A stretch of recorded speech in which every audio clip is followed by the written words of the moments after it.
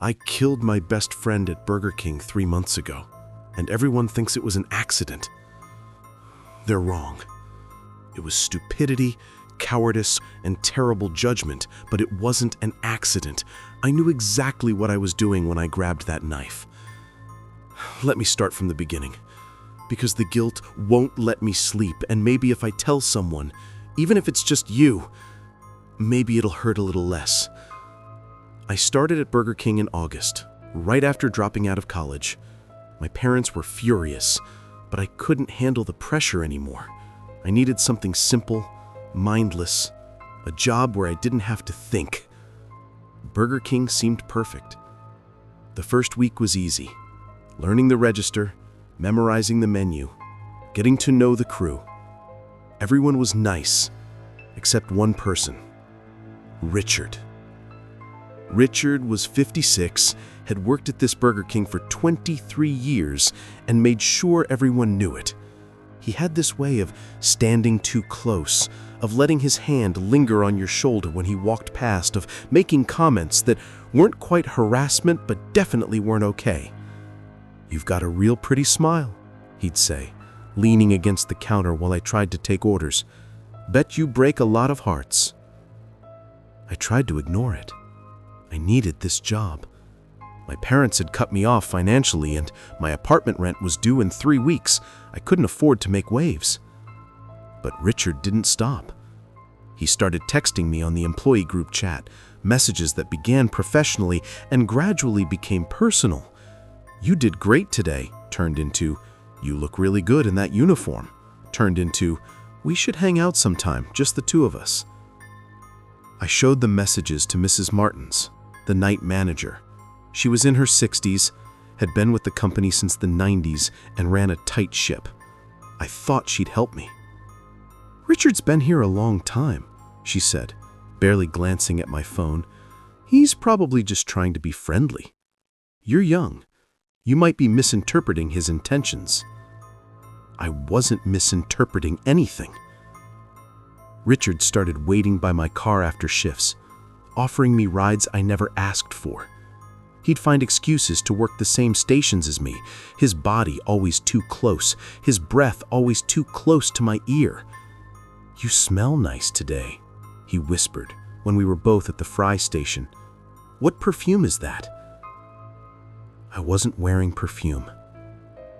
That's when I called my friend Devin. We'd been best friends since middle school, and he was the only person who understood how scared I was. "Let's fuck with him. Let's scare him so bad he never comes near you again."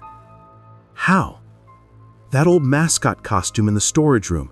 All dress up as the king, hide until you're closing with him, then jump out. Film his reaction, show it to Mrs. Martins. Show her what a real coward he really is." It was a stupid plan. I knew it was stupid even then. But I was desperate, exhausted, and terrified. I said yes. The plan was set for Friday night. I'd tell Richard I'd stay late to help with inventory. Mrs. Martins would leave at 9, and it would just be us. Devin would hide in the storage room until I texted him the signal. Everything went according to plan. Mrs. Martins left, Richard and I started cleaning, and at 9:45, Richard cornered me in the walk-in freezer. "I think you know how I feel about you," he said, blocking the doorway with his body. My heart was pounding so hard I could barely hear him. "Richard, I'm not interested. I've told you that." "You haven't given me a real chance." He stepped closer. "You're just playing hard to get. All the pretty ones do that." "Let me out." My voice was shaking. "Not until we talk about this. Really talk." I shoved past him and ran towards the dining area, my fingers fumbling with my phone to text Devin, but I didn't need to. Devin was already emerging from the storage room, wearing that horrible king costume, the oversized plastic head with its frozen smile. "Get away from her!" Devin's voice was muffled by the mask, deeper than normal, terrifying. Richard's face went pale. "What the hell?" The king charged at Richard, and they crashed into the prep area near the grill. Spatulas and tongs clattered to the floor. Richard was shouting, cursing, trying to rip off the mask. And I grabbed the knife. It was sitting right there on the cutting board, an 8-inch chef's knife we used for tomatoes and onions. I grabbed it without thinking, without planning, running towards them because I was so scared and so angry and so tired of being scared. "Stop!" I screamed. The king turned towards me, and I swung. The blade went in just below the rib cage, angled upward. I felt the resistance of the fabric, then the costume, then something softer. The king stumbled backward, and the plastic head rolled off. Devin stared at me with wide, confused eyes. "Why?" he whispered, blood spreading across the polyester uniform shirt under the costume. "You would." He collapsed before he could finish. I don't remember screaming. I don't remember Richard calling 911. I don't remember the paramedics arriving or the police taking my statement. It's all just fragments. Devin's blood on my hands, the knife on the floor, and Richard's voice saying, "She saved my life," over and over to the officers. The police ruled it self-defense. Devin had charged at Richard in a threatening manner. I had acted to protect myself and my coworker. It was a tragic misunderstanding. Richard backed my story up completely. He held my hand during the police interview, his grip firm and possessive, his voice steady and supportive. "She's a hero," he told the detective. "That guy was clearly unstable. She did what she had to do." Devin's family didn't see it that way. His mother sent me a letter 2 weeks after the funeral. It was one sentence long. "You killed my son because you were too weak to handle your own problems."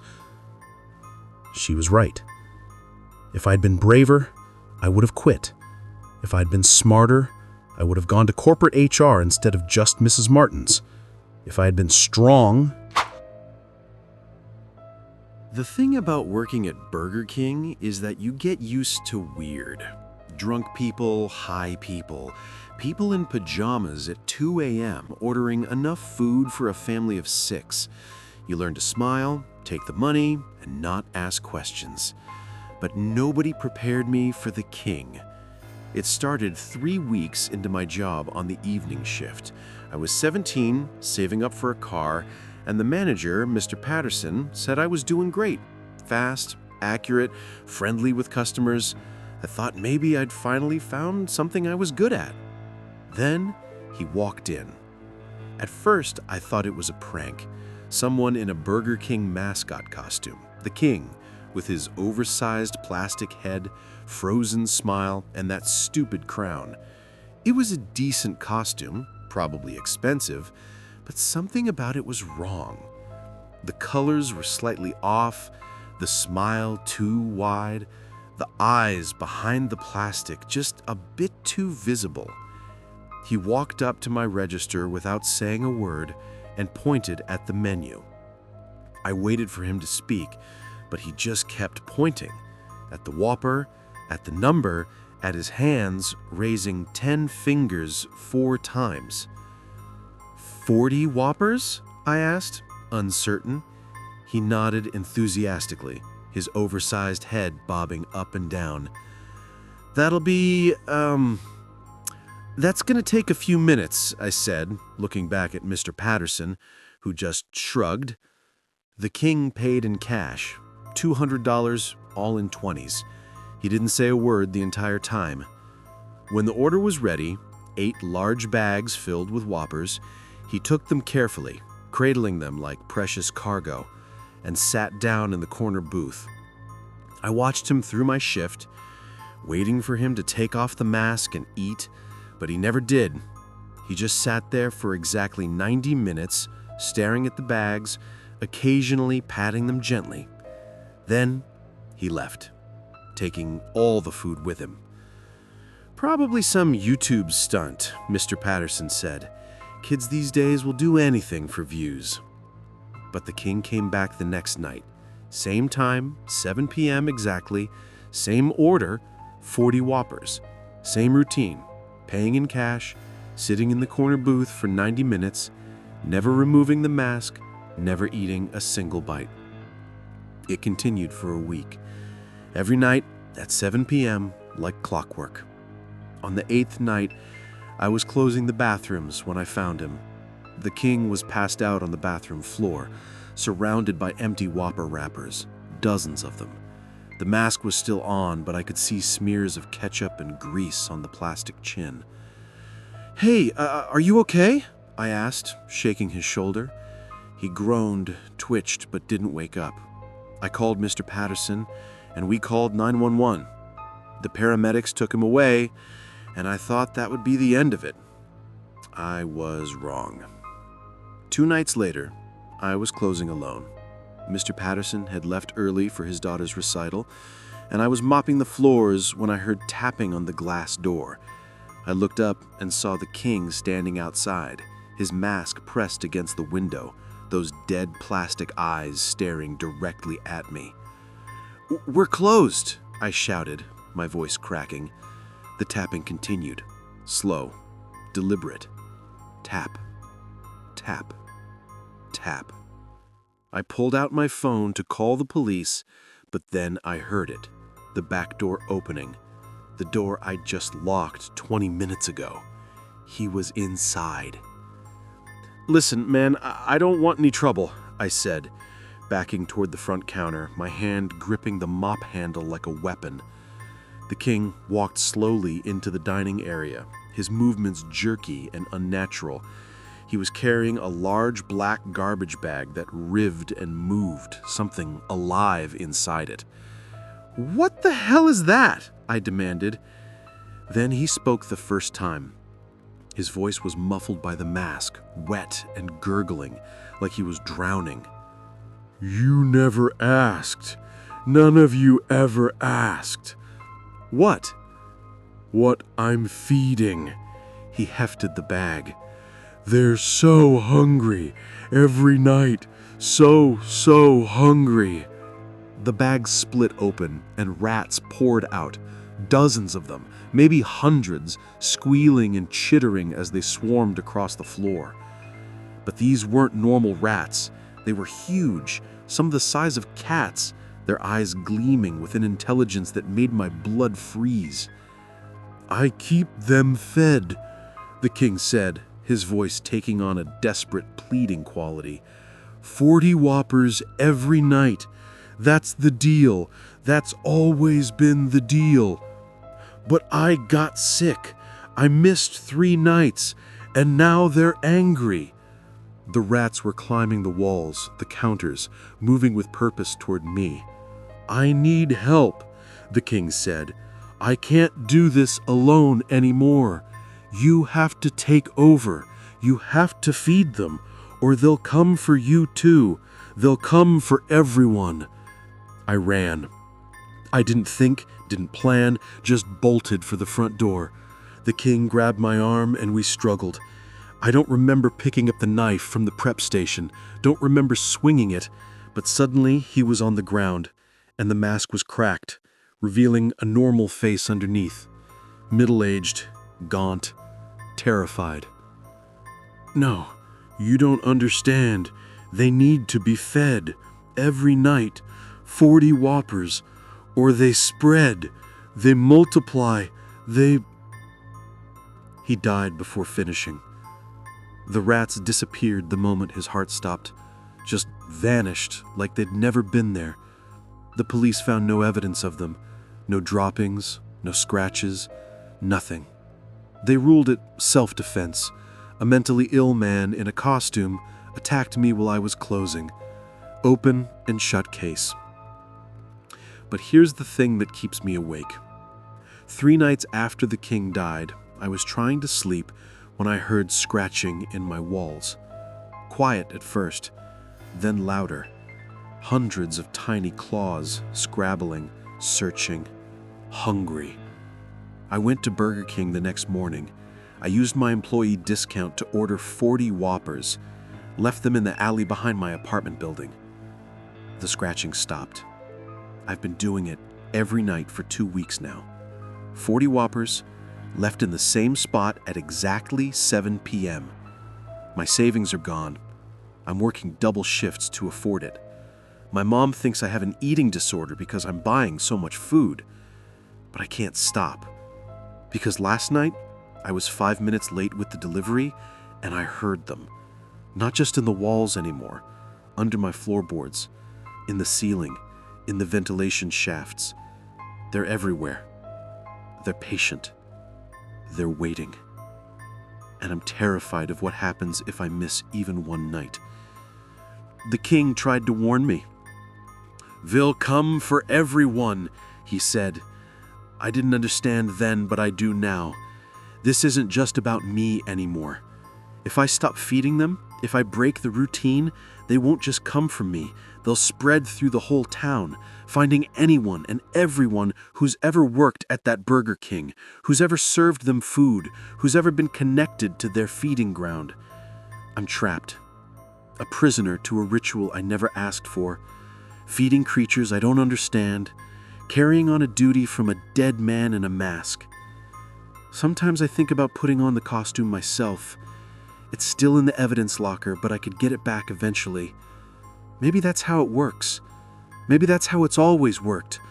One person wears the crown until they can't anymore, and then they pass it on. Maybe one day, you'll see me at your Burger King, pointing at the menu, ordering 40 whoppers, sitting silently in the corner booth for exactly 90 minutes. And if you're smart, you won't ask questions. You'll just take my money and let me do what needs to be done. Because trust me, you don't want to know what I'm feeding. I haven't worked at Burger King for 4 months, and I still can't eat there.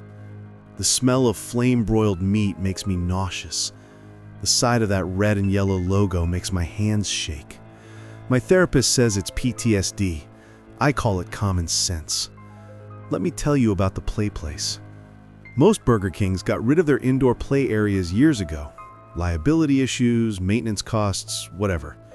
But our location in the old mall had one of the last remaining play places, a relic from the 90s that management kept around because it's good for families.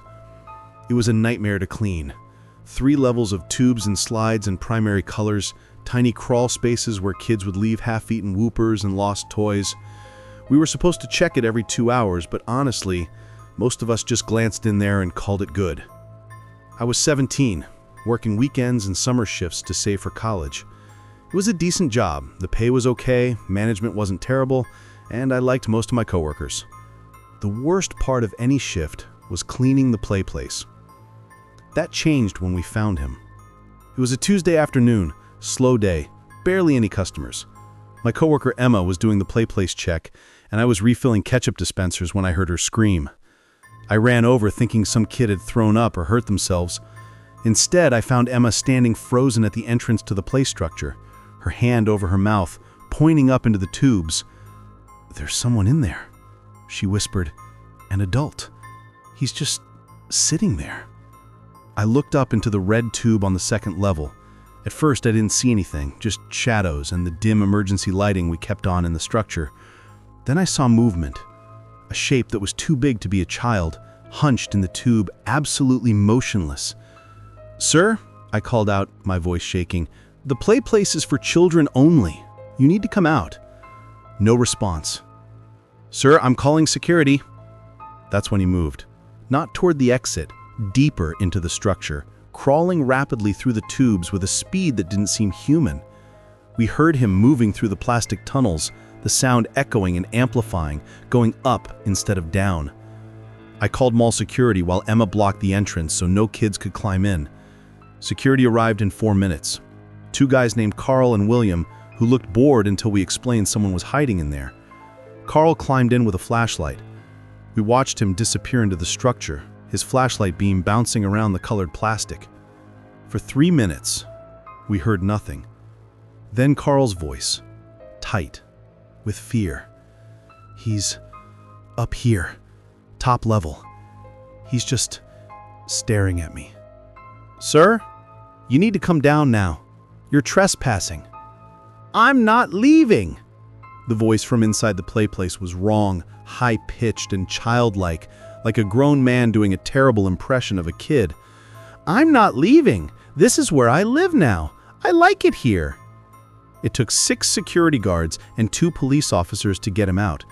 They had to partially dismantle the top level of the structure because he wedged himself into a corner and refused to move. When they finally dragged him out, I saw his face. He was maybe 40, wearing a stained Burger King polo that didn't fit him. His hands were covered in grease and ketchup, and he was clutching a half-eaten whopper like it was precious treasure. "I just wanted to eat in this special place," he kept saying as they led him away. "I just wanted to be where the kids are happy." The police said he had a history of mental illness and trespassing. He'd been banned from 3 other restaurants in the mall. They'd charge him, he'd get a psych evaluation. Probably nothing would come of it. "Just keep your play place entrance monitored," the officer told our manager. "He's harmless, just confused." Harmless. We reopened the play place the next day after a deep cleaning. I put that in quotes because mostly we just wiped down surfaces and hoped for the best. Management didn't want to pay for professional sanitization. For 2 weeks, everything was normal. We kept a closer eye on the play place, checked it more frequently, made sure no adults were going in. I started to relax. Then I worked a closing shift. It was just me and my manager, Oscar, doing the final cleanup at 9 p.m. The mall was closed, the food court empty and echoing. I was taking out trash when I heard it. That same crawling sound from inside the play place tubes. "Oscar, I think there's someone in there again." Oscar came over, listened, heard nothing. "You're paranoid. It's probably just the plastic contracting as it cools down. These things make weird noises." But I knew what I heard. "I'm not going near it. We should call security. And look like idiots when it turns out to be nothing. Just check it real quick." I didn't want to. Everything in my body was screaming not to go near that structure. But Oscar was my manager, and I was 17 and scared of getting fired. I climbed in with my phone flashlight. The play place was darker at night, the emergency lighting seeming dimmer. I crawled through the first tube, checking each level, seeing nothing but old French fries and forgotten toys. I was starting to think Oscar was right, just the structure settling. Then I reached the top level and smelled it. Body odor, urine, and something else. Something rotten. I shined my light into the corner, and he was there. Not the same man from before. Someone different. Younger, maybe 30, wearing all black with a camera around his neck. He was sitting in the corner of the top platform, perfectly still, his eyes reflecting my flashlight like an animal's. "Hi," he said softly. "Don't scream." I screamed. I scrambled backwards, sliding down through the tubes faster than I'd ever moved, my knee slamming into plastic, my phone flying out of my hand. I heard him coming after me, moving through the structure with practiced ease, like he knew every turn and angle. I fell out of the entrance and ran toward Oscar, who was on the phone with security. The man emerged from the play place 30 seconds later, calm and collected, like this was completely normal. "I wasn't doing anything wrong," he said, holding up his hands. "I was just taking photographs of the architecture. It's art." At 9 p.m., inside a children's play structure, Oscar demanded. "Public space, freedom of expression." Security arrived and detained him, but he was right. Technically, he hadn't broken any laws. He'd entered the mall before closing, hidden in the play place, and was just taking photographs. Creepy as hell, but not illegal. They escorted him out and banned him from the mall. I quit 2 days later, turned in my uniform, told Oscar I was done. He tried to convince me to stay, said I was overreacting, but I didn't care. I couldn't work somewhere that had become a hiding place for whoever wanted to lurk in children's spaces. Here's the part that keeps me awake. After I quit, I did some research. That mall Burger King had 3 separate incidents over the past 2 years of adults being found in the play place after hours. One was sleeping, one was watching the food court through the plastic windows, one was doing something the police report wouldn't specify, but the play place was professionally cleaned and sanitized afterward. Nobody told the employees. Nobody put up extra security. Management just kept running the same structure, kept letting kids climb through tubes where strangers had been hiding hours before. The play place was finally closed 3 months ago, not because of safety concerns, but because of renovation plans. They replaced it with additional seating. I drive past that mall sometimes and I think about all the other Burger King play places still operating. All the blind corners and hidden spaces where someone could squeeze themselves into, watching, waiting, doing God knows what when nobody's looking. And I think about that second man, the one with the camera. Security said he had hundreds of photos on his camera when they checked it. Not of the architecture, of children, playing, eating, running around the food court. They confiscated the camera, filed a report, but I never heard what happened after that. The police said it was under investigation. Mall security told Oscar not to discuss it with employees. The whole thing just got swept under the rug, like so many things do. Last week, my little cousin asked if I'd take her to Burger King, the one across town that still has a play place. She's 6, loves climbing through those tubes, thinks it's the best thing ever. I told her no, told her it wasn't safe, told her that some places that seem fun and innocent are actually dangerous in ways kids can't understand. She cried. My aunt got mad at me for scaring her. But I'd rather have her crying and safe than happy and vulnerable in a place where adults can hide in shadows, watching, waiting, pretending they're supposed to be there. Some places are designed for joy and childhood innocence, and some people see those same places as opportunities. I won't let the people I love become those opportunities, even if it makes me the paranoid one, the overprotective one, the person who ruins the fun. Because I've seen what hides in the play place after hours, and it's not something children should ever have to meet. I stopped ordering food delivery 6 months ago, and I've lost 20 pounds because sometimes I'm too scared to leave my apartment to get groceries. My therapist says I'm making progress, but she doesn't know the full story. Nobody does, not even the police. It started last March when I was working from home, buried in a project deadline, surviving on coffee and whatever I could get delivered. I'd been using DoorDash almost every day for 2 weeks straight, breakfast, lunch, dinner. It was expensive, but I told myself it was temporary, just until this project was done. That's when I met Steven, or at least that's the name on his DoorDash profile. The first delivery was normal. Burger King, a Whopper meal with extra pickles, left at my door, professional. I gave him 5 stars. The second delivery, he knocked instead of leaving it.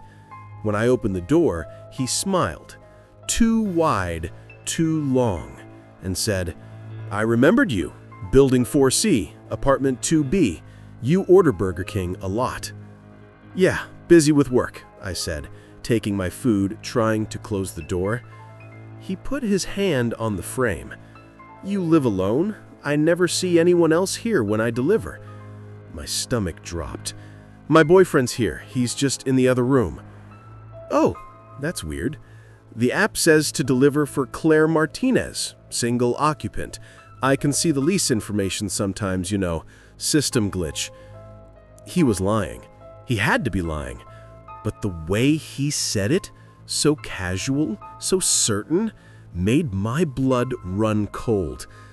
"Have a good night," I said firmly, closing the door and locking it immediately. I reported him to DoorDash. They sent me an automated response saying they'd look into it.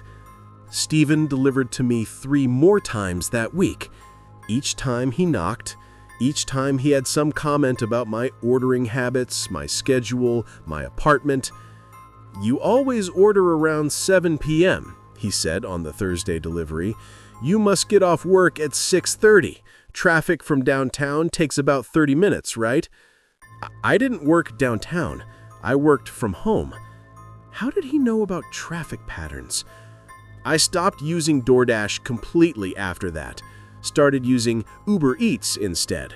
Different company, different drivers, safer. For 2 weeks, everything was fine. Then, on a Friday night, I ordered Burger King through Uber Eats, a Whopper meal with onion rings this time. The app said my driver's name was Robert, showed his photo. A different guy, older, bald, looked nothing like Steven. When the knock came at my door, I checked the peephole. Steven stood there, holding my Burger King bag, wearing a DoorDash shirt, smiling directly at the peephole like he knew I was watching. I didn't open the door. I called 911 immediately, whispering into the phone that someone was impersonating my delivery driver. "Ma'am, is he trying to break in?" "No, he's just standing there." "Has he threatened you?" "No, but..." "I'll send an officer to do a welfare check, but if he's not actively trying to enter or threatening you, this is a civil matter." Steven knocked again. "Claire, your Whopper's getting cold. I know you're in there. I can hear you on the phone." I pressed myself against the wall, my heart hammering so hard I thought it might break through my chest. "Claire, come on. I drove all the way here. Don't you want your onion rings? I remembered you like them extra crispy." He never told me that. My order history would show it, but he was supposed to be an Uber Eats driver, not a DoorDash driver. He shouldn't have access to my old orders. The knocking stopped. I heard footsteps retreating down the hallway. I waited, barely breathing, for 10 minutes before looking through the peephole again. He was gone. The food was on my doormat. When the police arrived 20 minutes later, they took my statement, looked at the food container, no fingerprints, they said, he probably wore gloves, and told me to file a restraining order. They'd increase patrols in the area. I didn't eat the food. I threw it away, container and all. The next day, I got a text from an unknown number. "You didn't eat dinner. You should take better care of yourself." I changed my number. I reported it to the police.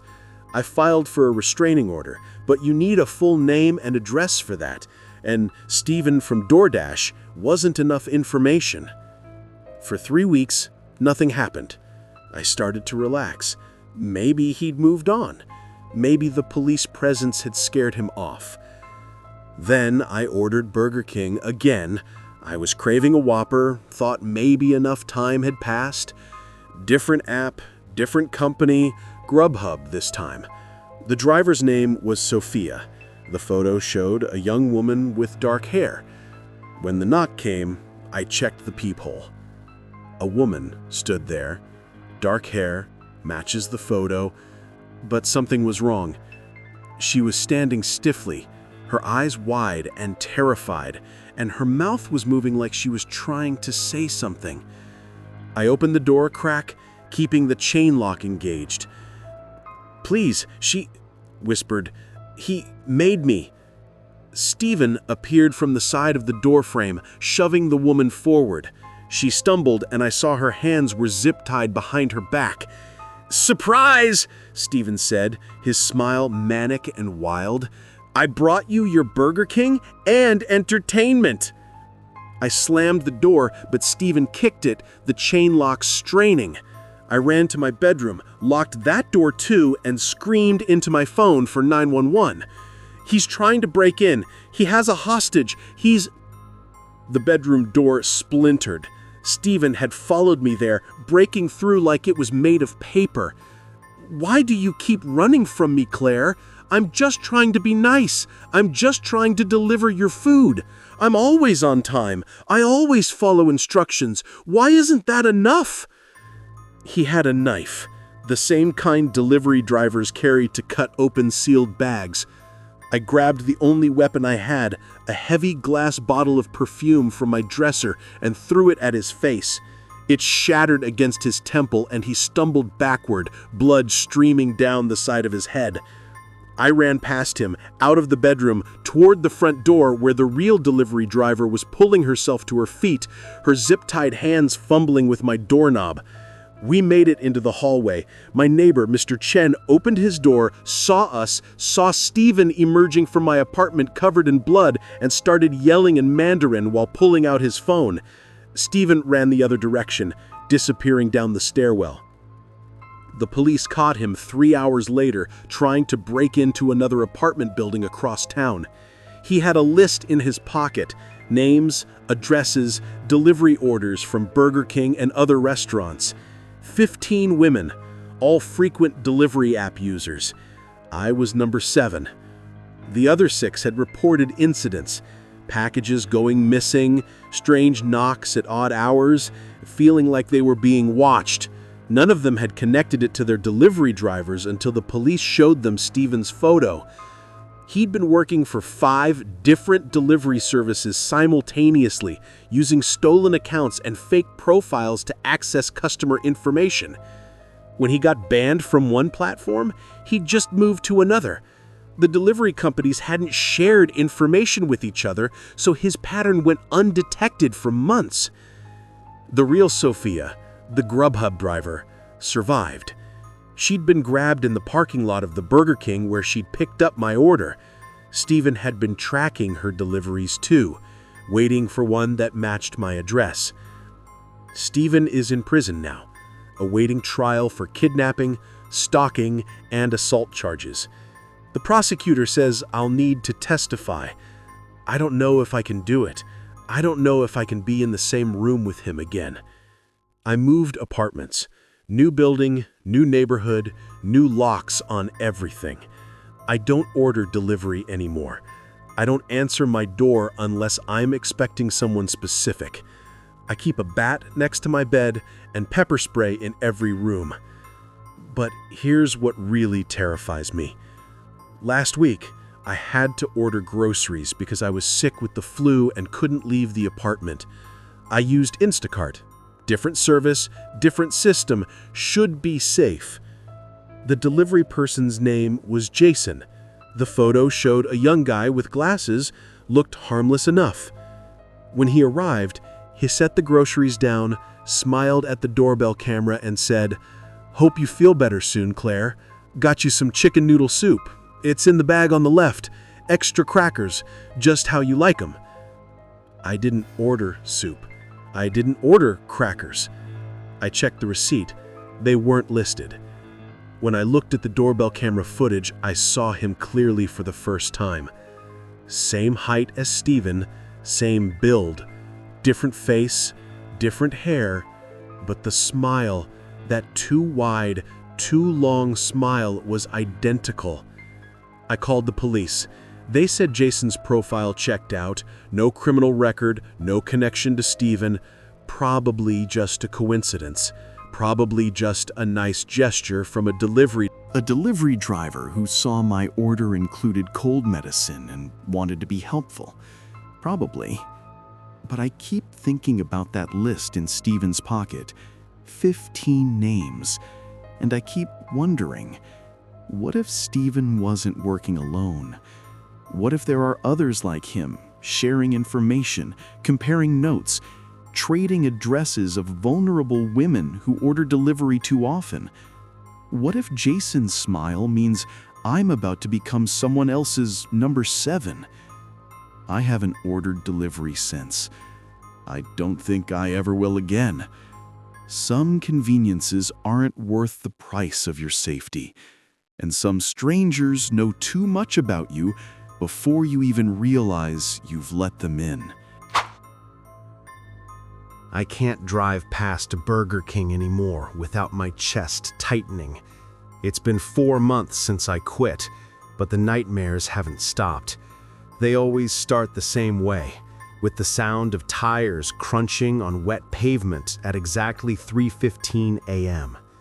Working night shift at Burger King off Route 9 was supposed to be temporary, just until I saved enough for community college. The pay was garbage, but the overnight differential helped, and most nights were quiet. Just me, my headset, and the occasional insomniac craving a whopper at 3 a.m. Then Vincent started coming through. I'll never forget the first time. It was a Wednesday, unseasonably cold for September, and I was half asleep when his truck pulled up to the speaker. An old pickup, primer gray, with something bulky covered by a tarp in the bed. "Welcome to Burger King. Order when you're ready," I droned into the microphone. 1 Whopper meal, 1 chicken sandwich meal, both large. His voice was flat, emotionless, like he was reading from a script. When he pulled to my window, I saw why the voice sounded so dead. His eyes were hollow, dark circles underneath them like he hadn't slept in weeks. But what made my blood run cold was the way he kept glancing at his passenger seat, where a full-size department store mannequin sat buckled in, wearing a floral dress and a blonde wig.